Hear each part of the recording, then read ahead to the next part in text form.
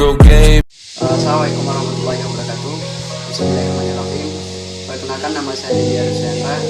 Saya dari Fakultas Tarbiyah dan Keguruan, jurusan Pendidikan Agama Islam, semester 4, UIN Raden Intan Lampung. Ini sedikit mencontohkan bagaimana penerapan metode ceramah dan pembelajaran. Oke, mari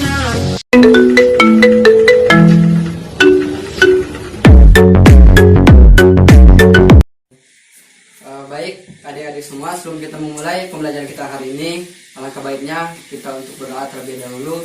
Dipersilakan saudara Senja untuk memimpin doa. Baik teman-teman, sebelum kita memulai pelajaran kita pada siang hari ini, alangkah baiknya kita berdoa terlebih dahulu. Berdoa mulai.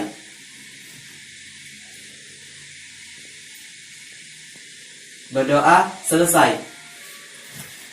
Baik, terima kasih untuk saudara Senja. Pada pertemuan kali ini kita akan membahas tentang yaitu tentang puasa.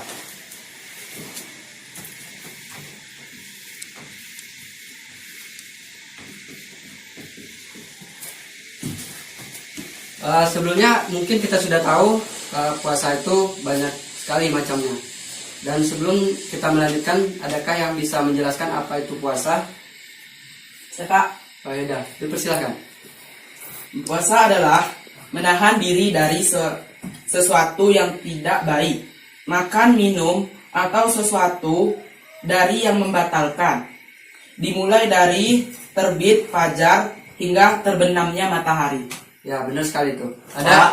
Boleh Ya, menambahkan nggak Pak? boleh dipersilakan. Jadi apa yang disampaikan oleh saudara Rizky itu benar. Jadi kesimpulannya puasa itu adalah menahan hawa nafsu dari segala godaan yang bisa membatalkan puasa kita. Mulai dari makan, minum, bahkan hal-hal yang bisa membuat puasa kita batal. Begitu Pak. Baik, terima. Kakak jelaskan kembali bahwasanya puasa itu dibagi menjadi dua, yaitu secara bahasa dan secara istilah. Pengertian yang secara bahasa yaitu mempunyai arti mencegah atau menahan diri, seperti menahan makan, menahan minum, atau menahan dari segala sesuatu yang tidak bermanfaat. Dan untuk yang selanjutnya adapun secara istilahnya yaitu puasa atau saum artinya adalah menahan diri dari segala sesuatu, baik makan, minum atau sesuatu yang membatalkannya. Dimulai dari terbit fajar hingga terbenamnya matahari. Diawali dengan niat dan syarat-syarat yang telah ditentukan. Seperti yang dijelaskan di dalam ayat Al-Quran, yaitu surat Al-Baqarah ayat 187, yaitu yang berbunyi Bismillahirrahmanirrahim, wa kulu wasrabu hatta yatabayyana kumul khaytul ayyadu minal khaydi aswadi minal fajri, yang artinya dan makan minum hingga terang bagimu benang putih dari benang hitam, yaitu fajar. Quran surah Al-Baqarah ayat 187. Sampai di sini apakah ada yang ingin ditanyakan? Pak, saya mau bertanya. Ya, Kan dipersilakan. yang dijelaskan Bapak tadi itu kan surah Al-Baqarah ayat 187. Apakah surah lain yang dapat menjelaskan tentang puasa, keutamaan puasa itu? Ya, baik, di sini ada selain surah ayat Al-Baqarah, surah Al-Baqarah ayat 187 itu ada di ayat 183, itu dijelaskan ibadah puasa juga merupakan sesuatu yang diwajibkan bagi orang-orang yang beriman. Tidak lain agar membuat takwa pada dirinya mereka atau orang-orang yang beriman selalu meningkat. Hal ini seperti yang dicantum dalam ayat berikut yang Bapak sebutkan, yaitu ayat surah Al-Baqarah ayat 193 yang berbunyi Bismillahirrahmanirrahim. Ya ayyuhallazina amanu kutiba alaikumus syiyam kama kutiba alal ladzina min qablikum la'allakum tattaqun. Yang artinya, hai orang-orang yang beriman, diwajibkan atas kamu berpuasa sebagaimana diwajibkan atas orang-orang yang sebelum agar kamu senantiasa bertakwa. Artinya, berpuasa ini sudah dijelaskan dalam Al-Qur'an, yaitu ayat surah Al-Baqarah ayat 103 tersebut, bahwa diwajibkan bagi orang-orang yang beriman. Nah, untuk selanjutnya kita akan membahas macam-macam puasa, yaitu ibadah puasa itu dibagi menjadi dua. Yang pertama puasa wajib dan kedua puasa sunnah. Yang kita akan bahas adalah bagaimana yaitu macam-macam puasa wajibnya. Untuk yang pertama yaitu ada puasa satu puasa Ramadan,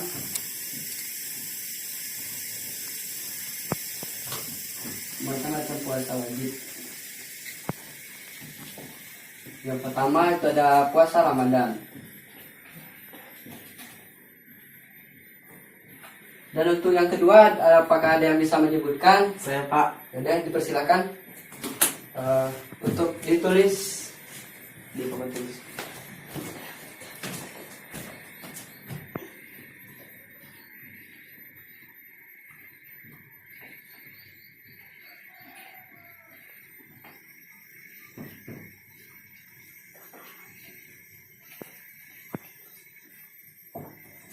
Ya, terima kasih. Oke, kakak akan jelaskan satu persatu bagaimana pengertiannya. Yang untuk pertama adalah puasa Ramadan. Puasa Ramadan ini dilaksanakan 1 tahun sekali, tepatnya pada bulan Ramadan.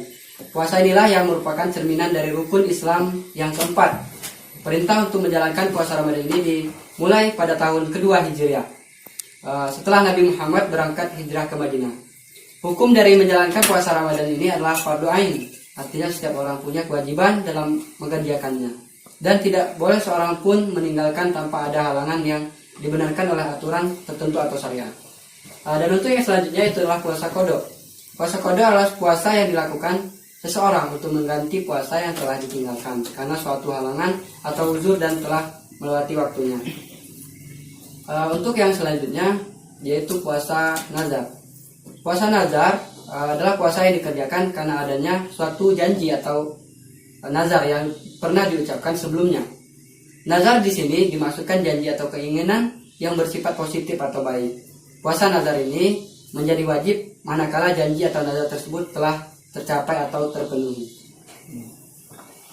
Contohnya adalah ketika kita bercita-cita atau bernazar, ketika kita bisa naik kelas dan mendapatkan peringkat 10 besar, maka akan menjalankan ibadah puasa selama 3 hari berturut-turut. Maka ketika cita-cita kita bisa terwujud, menjalankan ibadah puasa selama 3 hari berturut-turut itu menjadi sebuah kewajiban bagi kita, karena kita sudah bernazar di awal.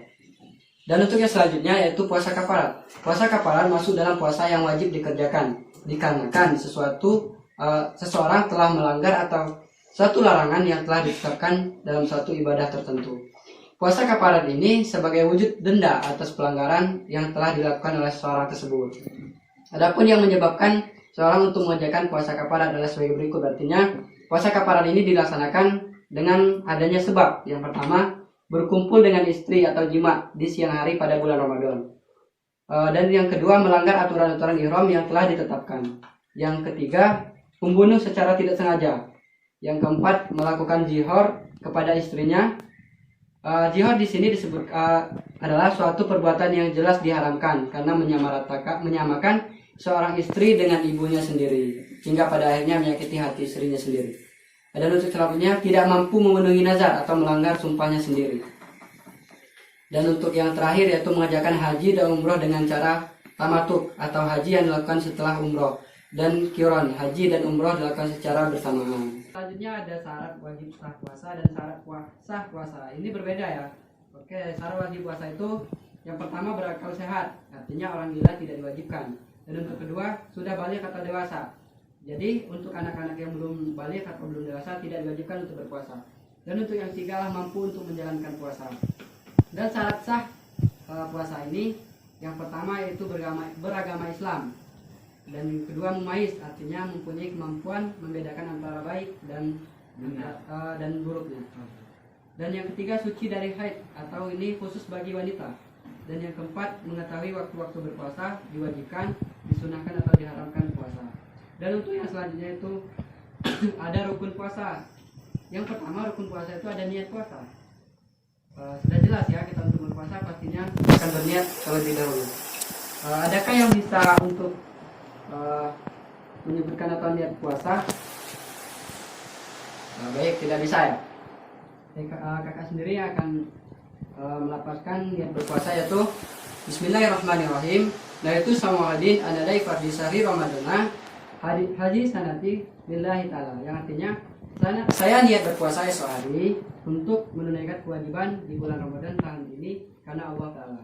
Dan yang kedua rukun puasa itu yaitu menahan diri dari segala sesuatu yang membatalkan puasa, dimulai dari terbit fajar sampai terbenamnya matahari.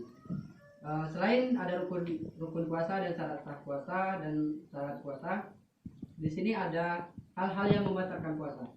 Yang pertama, makan dan minum dengan sengaja. Jadi kalau kita dengan sengaja makan atau dengan sengaja minum, itu sudah jelas membatalkan puasa kita. Yang kedua yaitu berhubungan suami istri atau jima pada siang hari. Ini khusus bagi seorang yang sudah menikah. Dan yang ketiga lah muntah yang sengaja atau dibuat-buat. Jadi kalau kita muntah sengaja itu membatalkan puasa. Yang keempat, hilang akal, gila, ayan atau sakit jiwa. Yang kelima, keluarnya darah haid atau nifas bagi wanita. Dan yang keenam, keluar mani dengan disengaja akibat dari memandang lawan jenis dengan nafsu atau birahi. Yang ketujuh, murtad, artinya keluar dari agama Islam. Dan untuk selanjutnya, adik-adik semua, orang-orang yang diperbolehkan untuk berbuka atau tidak berpuasa. Yang pertama adalah orang yang sedang sakit. Yang kedua, orang musafir, yaitu orang yang sedang dalam kondisi berpergian jauh dengan tujuan yang baik. Dan untuk yang ketiga yaitu wanita yang sedang hamil atau menyusui. Yang keempat, orang yang umurnya sudah mencapai usia lanjut atau orang yang sakit yang berkepanjangan.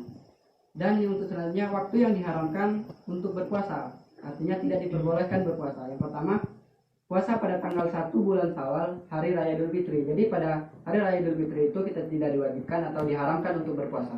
Yang kedua, puasa pada tanggal 10 Zulhijjah atau hari raya Idul Adha. Yang ketiga, puasa pada hari Tasyrik, yaitu pada puasa pada tanggal 11, 12, dan 13 bulan Zulhijjah. Untuk selanjutnya, berpuasa itu ada hikmahnya. Yang pertama, bisa menjadikan seseorang lebih giat dalam berusaha meningkatkan iman dan takwa. Dan untuk selanjutnya, menumbuhkan sikap solidaritas antar sesama umat manusia. Yang ketiga, melatih pribadi seorang agar lebih bersabar. Yang keempat, memaksimalkan organ tubuh, lambung, usus, dan lain-lainnya dalam mengolah dan mencerna makanan, sehingga sari-sari makanan bisa terserap dengan sempurna. Yang kelima, dengan berpuasa menjadikan tubuh manusia lebih fit dan lebih sehat. Artinya hikmah dari puasa ini kita bisa lebih sehat, bisa lebih fit. Dan yang keenam, mendidik seseorang untuk bersifat jujur dan menjauhkan diri dari sifat bohong. Karena berbohong tentu akan menghilangkan pahala berpuasa. Oke, apakah ada pertanyaan? Ya, dipersilakan. Pak, saya mau bertanya. Ya. Apa sih tanda-tanda puasa yang diterima oleh Allah Subhanahu Wa Taala?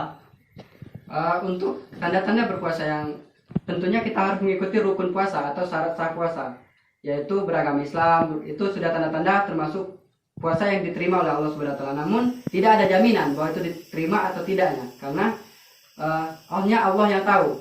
Yang harus kita lakukan adalah jalani sesuai syariat dan ketentuan yang sudah ditentukan oleh syarat wajib berpuasa tersebut. Oke. Mungkin sekian pertemuan kita pada siang hari ini.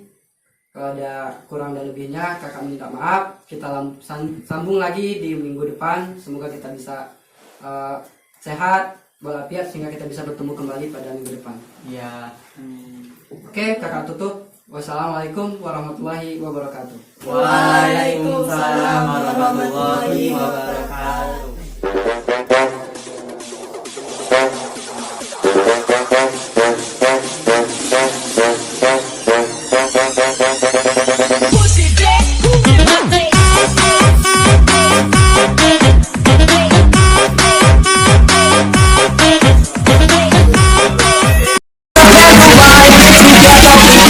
Motherfucker down.